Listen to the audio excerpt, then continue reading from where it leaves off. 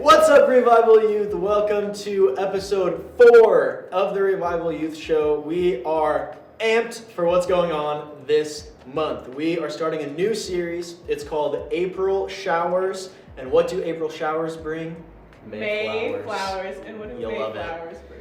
Money. So this month we are going through the book of Philippians. So each week on Wednesday nights we are going to be covering a different chapter. There are 4 chapters. Yeah. 4 chapters in Philippians, and there's 4 weeks. Wow, would you look at that? So each week on Wednesday nights we're going to be covering a different chapter of Philippians. And then also on Instagram, every single weekday throughout the month of April, we are going to be going live and preaching just verse by verse through the whole book of Philippians.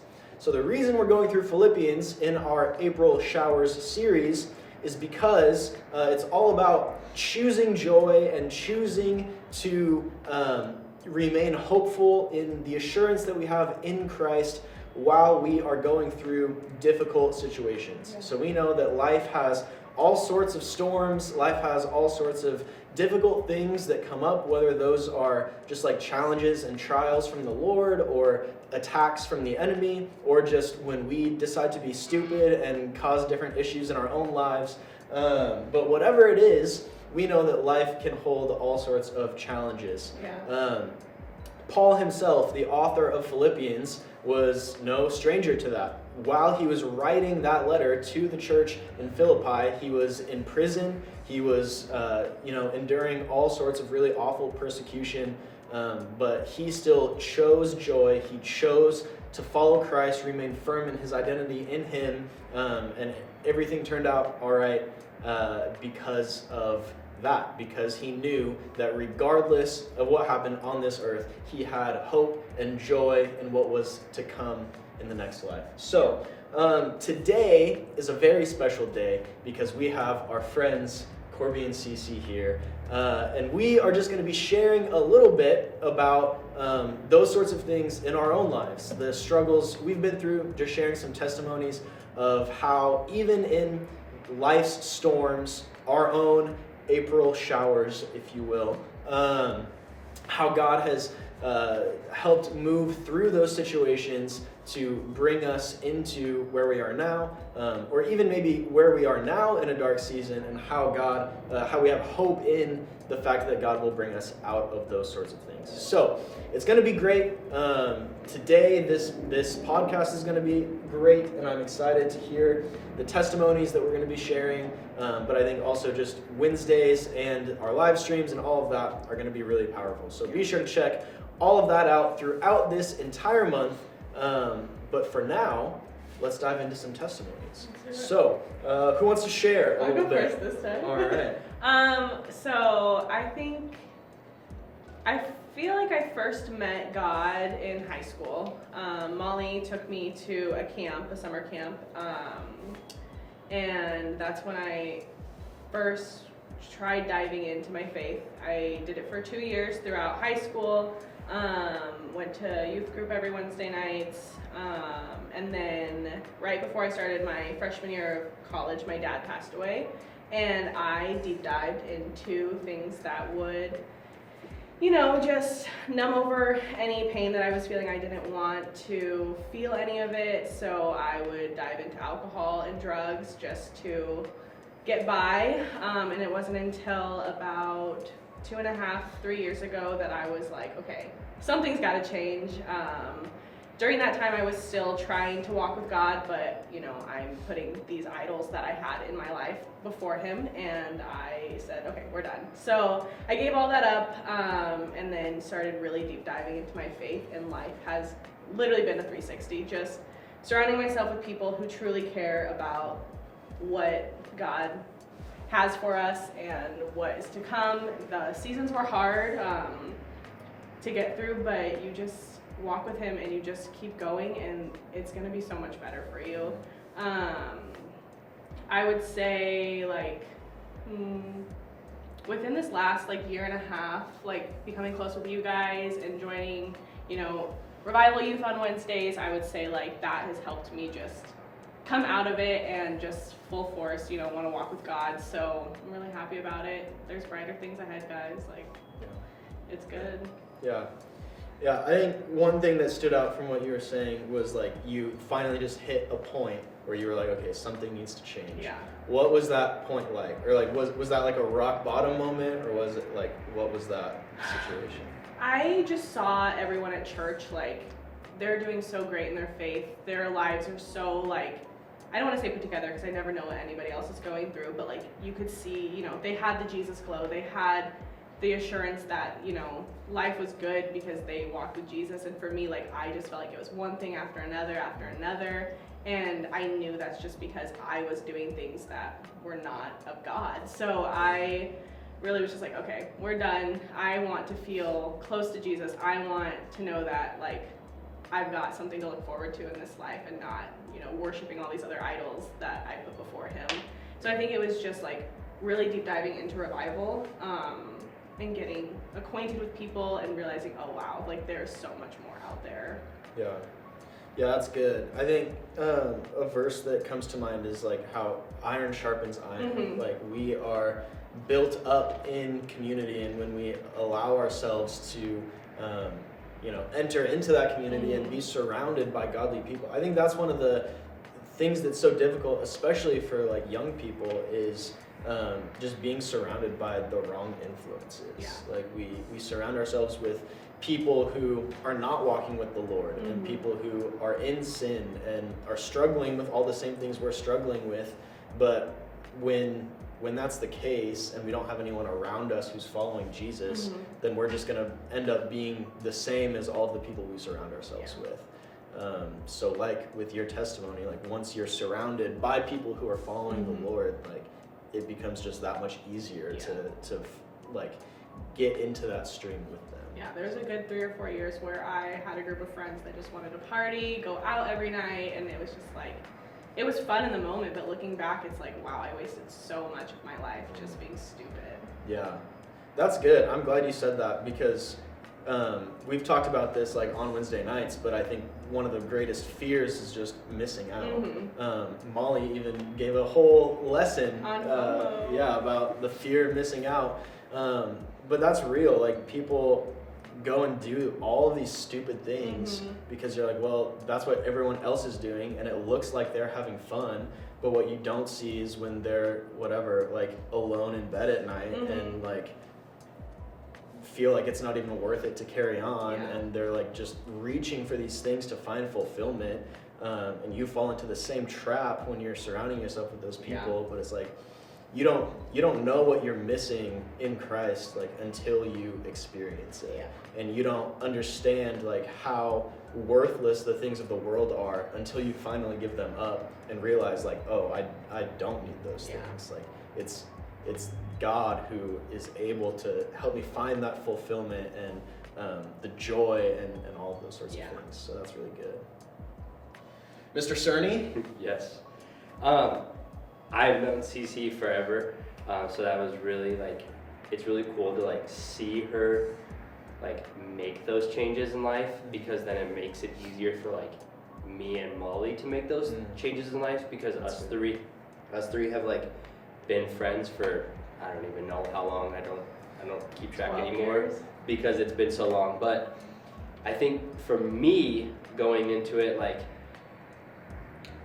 dated a lot of people, church wasn't a high priority. Well, then when Molly and I really started talking and we're okay, this is serious, marriage is on the table, we're gonna start dating, all of those things. She one day came to me and she's hey, I want you to go to church. And I was nope, not doing that. I was raised Catholic, and it was very forced. Church was very forced, and I always joked with her I have done so many bad things that if I step foot in a church, I'm gonna burst into flames and die. And she's no, you're not, no, you're not. So she kind of really pushed me to go to church and everything, and I was the typical I don't want to be here, I don't like this is not comfortable to me, these people are weird, and I just stood there a lot of the times with my arms crossed and was I'm not buying into this, I'm not doing this. But then Pastor Alex took a chance and started a revival, and I'm like still very skeptical, and she's like, we're gonna do this, I'm gonna help. They want me to help start their social media and everything like that. So I was like, okay, I'm gonna support my wife, like be the good husband, but I don't want to do this. Still don't like this. And then we went to the first like couple nights that they had, and I was like, okay, this isn't so terrible. And then she just kind of like really was like, okay, this is our routine now. Like, this is what we are. Like, we're invested in this church. Yeah. And after about like the first year and a half, I don't know like the sermon or like the service Pastor Alex gave, I don't remember that, but there was just a moment of like, yes, this is okay. Mm-hmm. Yeah. This is okay to like buy into. And I had always like believed that like there is a God, like he has a plan for us in life. He gives us like, we always go through, we call them a pit here at Revival. Like you go through a time of like a struggle or something, and I never really saw it that way. I was just like, oh, he's really trying me today, like he's really like throwing this at us. And I always felt that like he gives his hardest challenges to his strongest like shepherds or his strongest people. Mm-hmm. So once I really started to like buy into what Alex was selling, kind of what he was doing to me, he was really trying to sell me, and he always told Molly or joked with Molly that like, I'm gonna change him. Mm-hmm. And I always told him, I'm like, yeah, you do that. You change me. And he did. He, along with Molly, and then really getting to know Stone, and then CC's change of like coming, like buying in, was like, okay, if they can do it, why can't I do it? Mm-hmm. And then Stone approached me and Molly one day and was like, hey, I want you guys to come be a part of youth group. And I looked at Molly and I was like, you want me to be a youth leader? Like, that is the worst idea possible, because I don't listen to the Christian music. Like, I don't do all of the things that I'm supposed to do. But then I think that was another point of like, okay, he is telling me like to do this. Yeah. Why not give it a try? Mm. And ever since then, like, I feel like that has helped me make that transition. Mm-hmm. And I think another thing for me that was like the hardest part of like making that transition of like, okay, what are people gonna say about me? What are my friends gonna say about me? But then I also had another friend, Jake, who we have been friends forever. He really made that change of like following God, because he was in a very bad car accident and he was the only one to survive. So he really was like making that switch too of like, with his wife, of like really diving in. So it's like, okay, one of my best friends can do it again, why can't I? And we really had that opportunity to like bond over it. He like even bought me a Bible to study from and like do those things. So it was like, okay, I gotta make this switch. And the day I really like made that switch, or like really started to believe, we donated to the church. It was like a really small donation, and then like a week later we got like a $3,000 check in the mail, and I was like, okay, that's not a coincidence. Yeah. So again, just like seeing those things, and then again going back to the iron sharpens iron thing, I think when you really do those things and you really get in with a group of people, that it's okay to like be who you are, and not like really have that FOMO or like do it for the Instagram or do it for that, because I don't do the social media. Like, I never post on my stuff. I have it, but like when you do those things, you're like, okay, you really start to realize like who your friends are. And you really start to like understand who cares about you in your life. And it's really easy to break off those ties of like, okay, this person doesn't walk the way I do. This person does. And Pastor Alex and I had a conversation one day of like, you have to like, when you do see people or do go with people that maybe aren't on the same spiritual level of you, you gotta kind of go back and be like, okay, clean your, like cleanse it. But then you also can't like force it on those people. And like, I haven't really tried to force it on my family, but like, it was amazing to see like at our baby shower when we had it for Gray and stuff, like how many people understood like how important our faith is to us, and they just like, they don't like maybe aren't on that same level, but they understand like, hey, this is who they are and this is important to them, and we're not gonna judge them for that. So I think that made it easier for me too to like make that switch. But then I finally one day went to Alex and was like, you did it.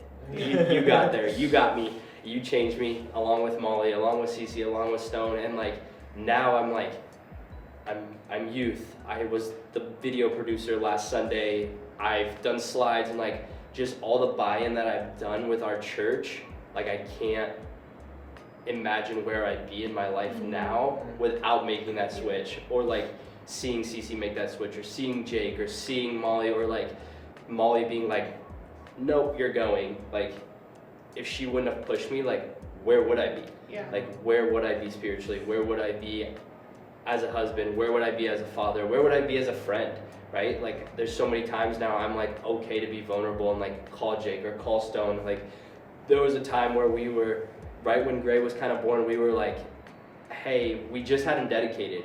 And I could tell like the next day I was angry, Molly was having a bad day, Gray wasn't feeling well. And I was like, I'm calling Pastor Stone.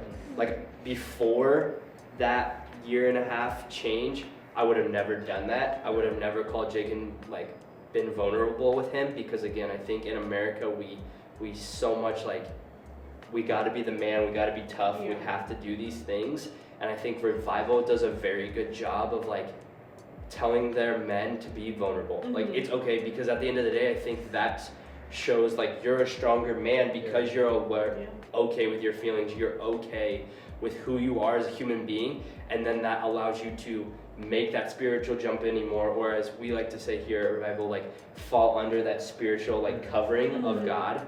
And I think that like has changed our life. Like I don't even remember it now because it doesn't tell me on my app, but I'm on that day almost 100 of like reading the word, and like 2 years ago somebody would have said, hey, are you gonna read the Bible today? I would have laughed at that. But now I'm like so far into it, and now that I like, if I don't do it, like if I don't pray before I set foot and like start my day, I can just tell or know that like my day is gonna be terrible.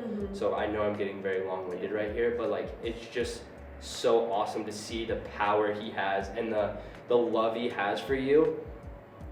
And like when you decide to make that change, like how much it just makes your life better. And we have a running joke that like you need to lay down your burdens. And I truly feel like every day when I am like going through something, I can just lay that at his feet, and he's gonna be like, I got you. Like right now we're going through some stuff, right? We just had a blizzard. Our garage door broke. We're like, oh no, how are we gonna afford that? And it's like, instead of being so stressed out, I have to remind Molly and I have to remind myself that like, I can lay that at his feet and he's gonna find a way. We're just gonna find a way, and yeah, it sucks right now in this pit, but we're gonna find a way and we're gonna be okay because he has us and he has our back no matter what. Again, he's gonna give his toughest challenges to his toughest people. He's never gonna give you anything that you can't handle. Right. And I think it goes back to what Pastor Alex says like a while back, and he doesn't even remember saying this, so when I bring it up, he goes, dang, well, I said that. and it's, he's preparing you for what you have upriver.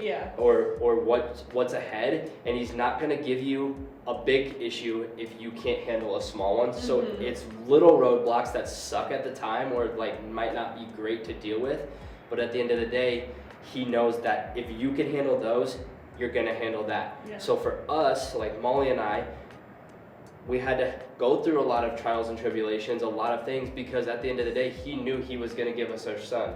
He was gonna give us our biggest blessing. I'm getting emotional now because I love Gray with all my heart, but like, he wouldn't have done those things or given us those things, and he was a test, and he knew that like, okay, if you can handle these, you can be the best mom and dad, and being a dad is the greatest thing. And I still think I would have been a dad, but I don't think I would have been the dad or put in the position I'm in now without God making those changes and like doing all those things, and without Molly. Like, it's weird that I'm saying Molly because that's Momo, but like doing all of those things that way, or the path he put us on. And now it's like, yes, Gray's not sleeping right now, but it's like, okay, we're gonna get through it. We're gonna power through it. We can do it, and we have each other, and we know we have our spiritual like we're one. Alex talks about it all the time. Like, when you're married, you're one, and we know we are one, and we're gonna have each other's back, and we're gonna find a way to make it through. Yeah. So, Yeah. again, that was very long-winded, so I apologize. But like, it just is. It's just a very powerful thing, and like I said, watching CC make that change, and watching Momo even make changes, and watching you, like the life, like when I met you and when we really started to be friends, like where you have come because of this group, and like because of Revival, because of Pastor Alex, because of Pastor Andrew and Pastor Steph, like, and everybody that has bought into you just overflow into us, and it just makes it just so much better. It makes it so much better to do life, because you know you have those people, you have those things in place to make you a better person. And I think you have taught me. You're younger than me, and I tell you this all the time, but like, you have taught me so many things, but I've also taught you, so you just overflow. And Cece's taught me to be joyful every day, and she's taught Momo to be joyful, and like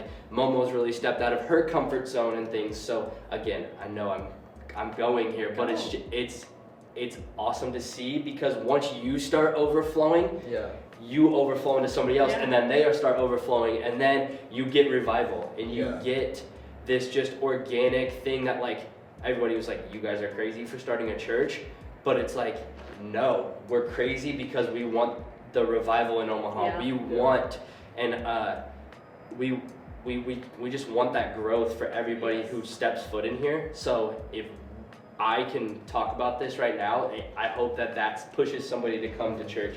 It pushes one of our youth people to come on a Sunday and just experience revival, because right now revival is on fire. And pretty soon we're going to be one of the places where everybody's like, we want to go there. We want to be part of that, because if that's what the life-changing experience they're going through, why can't I have that? Or why wouldn't I want that? You know what I mean? So that's so good. I don't know. That's just where we're at, and I love it. Yeah, that's amazing. It makes me think of like the church, like from the very beginning, like in Scripture, like it all started like John the Baptist was one guy, but he had like such great faith, and he was so confident in like what the Lord had for him. What did he do? He went and started overflowing into all these other people. And then Jesus comes along. He baptizes Jesus. And then the faith and just like the confidence that Jesus had in the plan that the Father had for him, like overflowed into the disciples and all the people that followed him. And then the faith of Peter, like overflowing when he preached the first ever sermon in Acts chapter 2. Like there were thousands of people. And that was the beginning of the church, was like just individuals who chose to chase after the Lord, and from that like overflowing into others, and creating revival. And like it just takes one spark to create a wildfire, right? So I love that overflow word that you were using. I think that's so true, like especially when we're in our dark seasons, when we're in the showers, like it's so hard to, like, you cannot pull yourself out of something like that. And like the Lord can pull you out of that on his own, but I think one of his favorite ways to do that is through others. Like, through community, through his people, because like that's what we're called to do as the church, is like hold each other up and bring each other out of the difficult seasons and things like that. And I love, like, another term you use that I really liked is just like buying in. I think people like to stay in like life's storms because that's what's comfortable. That's what they know. That's what's easy for them, and it doesn't require any effort to like get out of that. But like that's what it is when you finally choose to buy in. And sometimes like that's an instantaneous thing and it's a complete 360, like you said in your testimony, or other times it's like a slow, gradual, like the Bible word for it is sanctification, like in your testimony, like it's just one step after the other of growing and becoming more like the Lord. So as we make that choice, whether it's instantaneous or gradual, to buy in, it's like that allows like the Lord to start flowing into you. Once you Yeah. soften your heart and break down the walls, like the Lord will start softening your heart and pouring into you, and then you'll overflow into others. It all just stems from that choice. Like, are you going to buy in or are you not? Yeah. And the word talks a lot about holiness. What is holiness? The word holy means to be set apart. So buying in, like, you can't buy into two separate things. You have to choose one or the other. So you can't be bought into the world and also bought into the Word of God. And I think like that's what stood out to me from your testimony. Like more and more as you like walk with God, like and I can see it in your life. Like every single day, it's the choice. Like, am I going to buy into what God has for me, or am I going to buy into my emotions, or like what is going on around me, or what the enemy is trying to do? But as you make that choice to be set apart, to choose the Lord, to choose what He has for you, you just become more and more like Him, and it's easier to be joyful and resting in those things that He has for you. Even maybe when life's scenarios are not going the way you want them to, it's easier to choose joy, like we're going to be talking about in Philippians, regardless of your circumstances. And I don't know for me, and I'll let CC touch on this too, but like I feel like it's easier for us as like people within Revival to like buy in more when we see Pastor Alex or you or Pastor Steph or Pastor Andrew like constantly growing in their faith. Like when they are constantly like not settling and they are constantly telling us like, hey, I do this every morning, and then I was like, okay, I was kind of getting into a rhythm of like, I can skip today, but then I made the choice to like, nope, I'm gonna do this. Like when we see them do it, I think it makes it easier for us to do that too. So I don't know if you see that and like find joy or like power in that too. I think, for sure. I mean, even with Stone doing like his 36 days of fasting, like at the beginning of the year, like that was just a testimony. Like, wow, he really trusts God. Like he's reading every morning. He's reading the whole Bible. Like, you know, in 30 days, right? So it was just like, he grew so much in that short amount of time, but it was just so like eye-opening that we could do the same. Like, Yeah, that's good. I think for a very long time, like the the person that I placed highest, like just in my perspective, and like the person that I was following the most and everything was not doing those things, right? And was maybe not like the greatest example, or was leading me astray. So that's why it's so important to like put yourself under that spiritual covering that you're talking about, and like finding the right people. And like what that did for me, like for so long, for almost 3 years, I was in such an awful place because I was choosing to follow after somebody who was not chasing after the Lord. And once I finally made that switch, then like I didn't realize it at the time, but like that was my buy-in. Like when I chose to like place God at the top instead of a person, instead of a relationship, instead of whatever else, and then under God was my spiritual covering of like Pastor Alex, Pastor Steph, Pastor Andrew, and then also like filling in all the other areas with positive community of like friends, and even like strengthening relationships with my family and everything like that. Like it's incredible to see like just the acceleration that takes place like in your faith when everything is in proper alignment.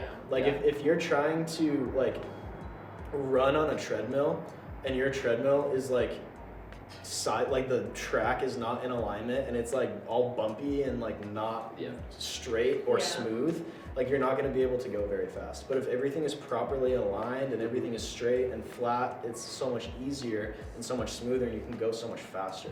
And it's the same way in our faith. When we just choose to align and have God at the top and a spiritual covering over us and positive godly influences surrounding us, like the storms of life become not irrelevant, but just so much easier to go through, because you have that proper covering, the proper support systems, all of those sorts of things. That's good. Yeah. And I think for us, Molly's behind the camera back there hiding. But I think for us, when we really found out that like we have the same mindset, we have the same like understanding. Yes, we all might be a little bit different. Like you might be a little higher, like in your spiritual journey than like me or CC or Molly, and like we all might be different. We're all still like bringing each other along and not letting each other like fall off. Yes. And I think when you have that support system, you have that group of people that's willing to do that, you're gonna experience it so much more. And like, you're not afraid to be like, hey, I experienced this today. Yeah. Right? Like I went up, like Pastor Alex talks all the time about how his hand goes numb when he really feels the Lord. And the first time when I really just like bought in, bought in. Like when I bought in and really like lifted my hands up in worship, my hands went numb. Yeah. And I was like so excited about it. I wanted to share that with him. Yeah. And like it happened to Molly the other day, and she's like wanting to share that. When you get that from somebody, or you get that experience and then you allow it to like overflow and you see somebody else do it, like you're just like, wow, yeah, like this is great. So I think, again, because we are so close and we have that, we bring each other along and we can kind of sense and are able to discern like, okay, they're straying away. Yeah. And like Molly even checks me every once in a while, like when I start swearing again, she's like, you've been listening to Zach Bryan, been listening to this again, and I'll be like, yes. So then I gotta reset and be like, okay, I need to get back here for a little bit. And again, it doesn't have to be like the only thing you do, right? But you gotta get back in alignment and really like check yourself and be like, hey, I need to do this again, but I can't fall back into like you talked about, your idols of like, I can't fall back into those things, because it is, again, the devil wants that, the enemy wants that for us to fall back and be like, yeah, you were up here on the pedestal, but I'll bring you back down here. And as soon as you do that or you let that happen, it's gonna be bad. But if you, again, have the group like we do, it doesn't happen. Yeah, they won't let that happen for you. And I think CC is a great at that, of like being our like joy. Like I always joke like, life's too short to be mad, and Molly calls me out on it all the time. I'm like, no, you're mad. And I think when we're around CC, like it's been brought up so many times in this church of like, if you need joy, you go find CC, because it doesn't matter. She might be just like fighting left and right off the enemy, but she's never going to show that, because she wants to have that joy in her life every day. But then when you really do sit down, she'll admit sometimes like, yeah, I'm doing this, but she's okay doing that with us because we have that ability to like be vulnerable. Or she'll go to Pastor Alex, or she'll go to Pastor Steph, who's a great role model for us, and she's willing to talk about it. But at the end of the day, she's not going to let that show, because she knows like at the end of the day, I'm going to choose to be good. Yeah, that's good. I think, like what you were saying, you need to choose joy, but choosing joy doesn't look like pretending nothing is up. Yeah. Choosing joy means being vulnerable and being able to admit, like, hey, I'm in a really hard season right now. Like, things are not going well. I'm really struggling. But through that, like, it's going to be okay. I still am going to be joyful despite these difficult things happening. So it doesn't mean you have to pretend nothing was ever wrong.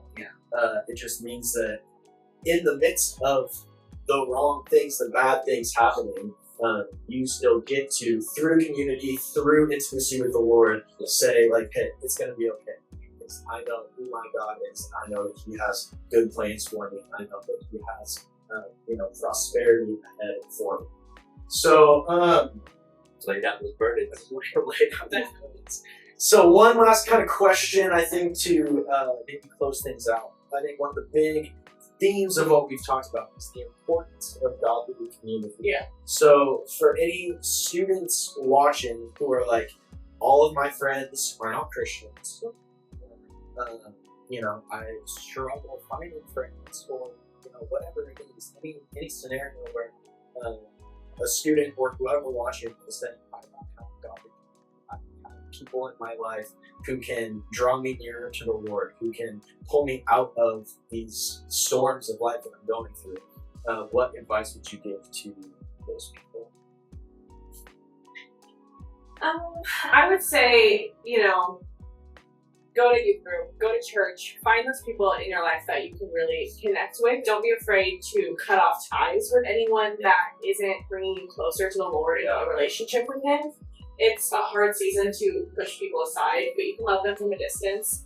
But really just, connecting with people in your youth group, finding those relationships and deep diving into them, talking to your family, talking to your pastors, your youth pastors, and just seeing what, advice they have, and just putting yourself in a position where you're finding those people that really can bring you out of any dark times.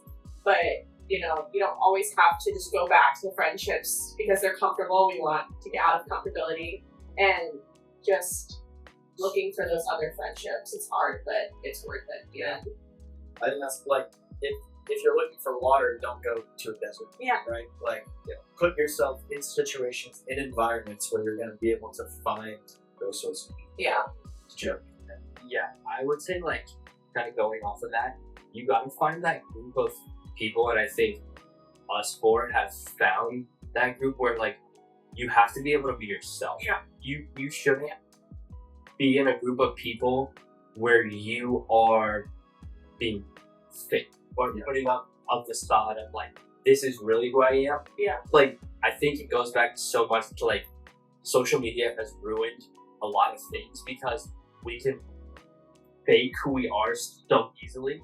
And I think if you find a group of people where you can be your authentic self of okay, today I am in a bad mood, and they're not going to judge me for being in a bad mood, they're going to help me get out of that. If you can find that group of people that do that, but then also are going to propel you in your faith, I think that is a huge thing you have to do. Because at the end of the day, you don't want to be in a group of people that's going to bring you down. You don't want a group of people that's going to keep you in that pit, right? You want a group of people that's going to lift you up, make you a better person, I should say. Because then you're just going to allow that group to grow. That group is going to flourish.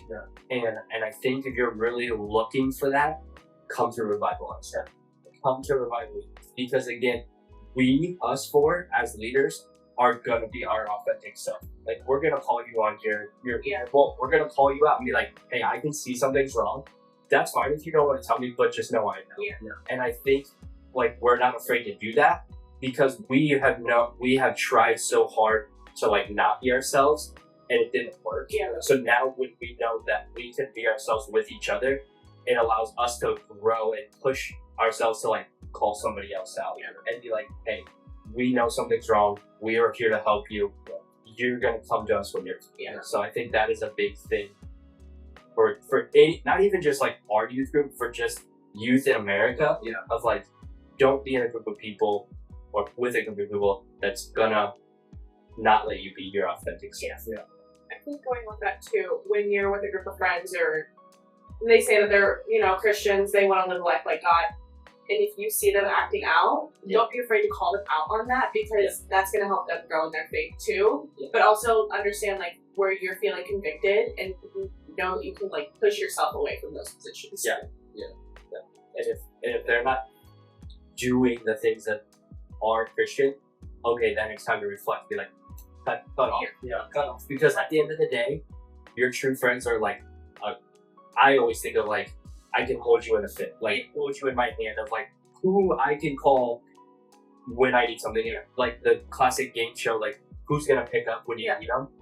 I know there's 4 people in this room and maybe 2 or 3 others outside of this room that I could call, and they would pick up and truly be there for me. You don't need 500 friends. No. Your Instagram friends, truly go look at your Instagram or your Facebook. Molly had me do it one day, and truly see who do you truly know? I think I cut off 600 people that I was I don't really actually know. So like at the end of the day, cut those people off because they don't want what's best for you. They just want that follow or whatever. The 6-7 people that are in your circle, they truly want what's best for you. Yes. Yeah. I'm looking for the verse. I can't find it. It's in Ephesians, chapter 4 and 5. But it says like how, like, I wish I could just find it. It says essentially what it's getting at is like, don't be in fellowship with darkness.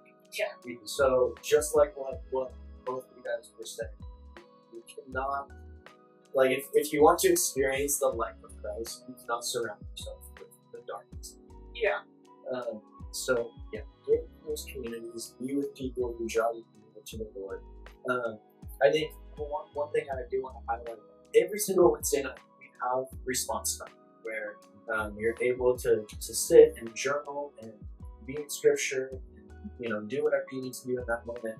That is a time where if you are in one of those seasons, if you are in a storm, if you're struggling, you can come to us. Yeah, that's what we're here for, is to help talk through things with you, pray with you. Like, we as a pastor and leaders are your spiritual covering. So that is our job on Wednesday nights, is to be that for you. So when you hear us talking about Pastor Alex, Pastor Steph, any of those people,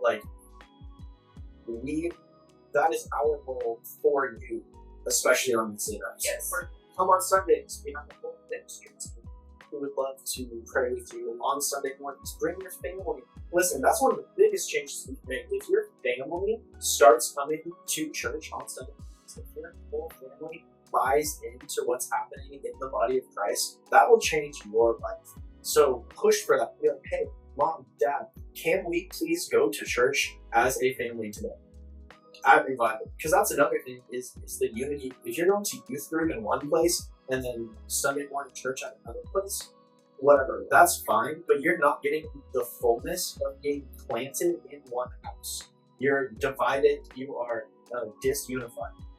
So if you choose, and if that means you go to another church's youth group, if your family really connects with another church on Sunday mornings, you can go to their youth. I will not be offended. We're not here trying to build the biggest youth group. We're here trying to build people up in Christ, young people who are hungry and want to be planted in this house. So if that means you need to go to another church, that's okay.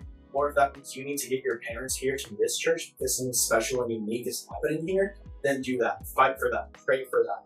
Ask your parents, can we go to Revival on Sunday morning? That will change your life. Unless you guys have closing thoughts, maybe we can move into some announcements and close things out. I don't think so. All right, so that was a major announcement. Is just Sunday mornings in general. I think some really want to emphasize please have $3 this Sunday. So yeah, come hang out with us. We would love to see you. That'd be amazing. You and your families, or if your family's not interested, you lead the way. You come. A prophetic word that I got from the Lord at the beginning of this ministry is that students in Revival Youth will lead their parents and their families to the Lord. So if you need to come by yourself, come by yourself. We'll be your family here at Revival until your biological family or whoever you live with gets on board. Because when they see that you've bought it, just like what we were talking about with our testimonies, once you buy in, the people around you are going to be more likely to buy in. So make that decision, make it a priority to be here on Wednesdays, be here on Sundays. I don't care if you work, I don't care if you have practices, I don't care what it is. Being in the presence of the Lord and in community with the Lord and the body of Christ will change your life. Going to basketball practice isn't going to change your life. Sure, maybe it's fun. Sure, maybe there are positive things that can come from that, but none of it compares to being in the presence of God in the house of God. So make that a priority. Other things coming up, we have the Revival Youth Conference. That's going to be in all of the information for that is on our website. So be sure to get signed up for that. Of course, our outreach night, the last Wednesday of this month, is going to be awesome. So invite your friends to those things. All sorts of really cool stuff coming up. So don't miss out on any of it. Is there anything I've missed? I feel like I'm forgetting something. If I am, I'll throw it somewhere. Yeah. We love you guys. We are praying for you guys. And we will see you next time.